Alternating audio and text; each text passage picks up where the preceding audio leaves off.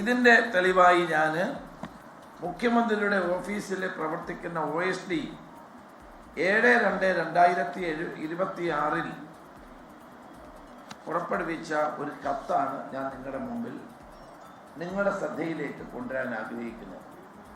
070226 OSD/01 എന്ന നമ്പറിൽ അദ്ദേഹം എഴുതിയ മറ്റൊരു കത്ത് ഞാൻ ഇന്ന് പുറത്തുവിടുകയാണ്. ഇതോടുകൂടി കേരളത്തിലെ സാധാരണ പാവപ്പെട്ട സ്ത്രീകൾ അടക്കമുള്ളവരുടെ വ്യക്തിഗത വിവരങ്ങൾ ചോർത്തി യാതൊരു മുൻകരുതലുമില്ലാതെ, അതാണ് ഏറ്റവും പ്രധാനപ്പെട്ട കാര്യം, യാതൊരു മുൻകരുതലുകളുമില്ലാതെ സ്വകാര്യ ഏജൻസിക്ക് കൈമാറി തെരഞ്ഞെടുപ്പ് ആവശ്യങ്ങൾക്ക് വേണ്ടി ദുരുപയോഗം ചെയ്യുന്ന നഗ്നമായ ഡേറ്റാ ലംഘനം, ഡേറ്റാ മോഷണം ഇവിടെ നടന്നു കഴിഞ്ഞിരിക്കുകയാണ്. ഇതിൻ്റെ തെളിവായിട്ടാണ് ഞാൻ ഈ കത്ത് ഇവിടെ പുറത്തുവിടുന്നത്. അതോടൊപ്പം തന്നെ ഇതൊരു സ്വകാര്യ ഏജൻസി, കാരണം ഇത്രയും വലിയ ബൾക്ക് മെസ്സേജ് അയക്കാൻ ഗവൺമെൻറ്റിനോ IT ഡിപ്പാർട്ട്മെൻറ്റിനോ ഇന്ന് കഴിയില്ല. ഇത് മെറ്റയ്ക്ക് കൊടുക്കണമെങ്കിൽ ഏതെങ്കിലും ഒരു സ്വകാര്യ ഏജൻസി ആകണം എന്നാണ് ഞങ്ങൾക്ക് കിട്ടിയ വിവരം. ആ സ്വകാര്യ ബോംബെ കേന്ദ്രമായിട്ടുള്ള ഒരു സ്വകാര്യ ഏജൻസിയെ ഇത് ഏൽപ്പിച്ചു എന്നാണ് ഇപ്പോൾ പത്രമാധ്യമങ്ങളിലൂടെ അറിയാൻ കഴിയുന്നത്. 8 ലക്ഷത്തോളം സംസ്ഥാന ജീവനക്കാർ, 72 ലക്ഷം ക്ഷേമ പെൻഷൻകാർ, 3 ലക്ഷം ചെറുകിട സംരംഭകർ, സ്ത്രീ സുരക്ഷാ പദ്ധതിയിൽ പേര് ചേർത്തവർ തുടങ്ങി 1 കോടിയിലധികം ആളുകളുടെ വ്യക്തിഗത വിവരങ്ങളാണ് ഇവർ ചോർത്തിയെടുത്തിട്ടുള്ളത്.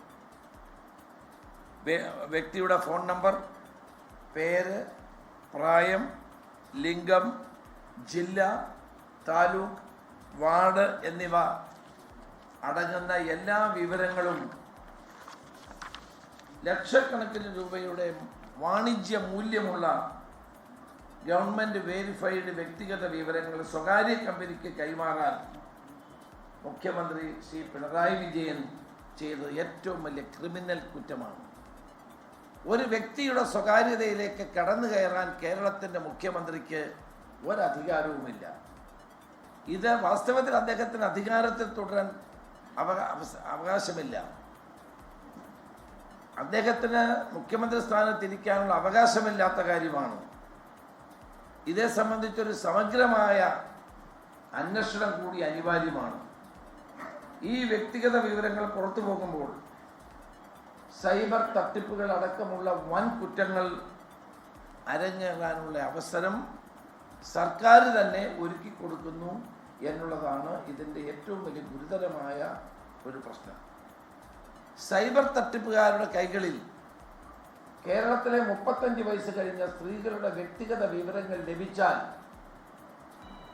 എന്തെല്ലാം ഗുരുതരമായ പ്രത്യാഘാതങ്ങൾ ഉണ്ടാകും എന്ന് നമ്മൾ ആലോചിക്കേണ്ട ഒരു സമയമാണ്.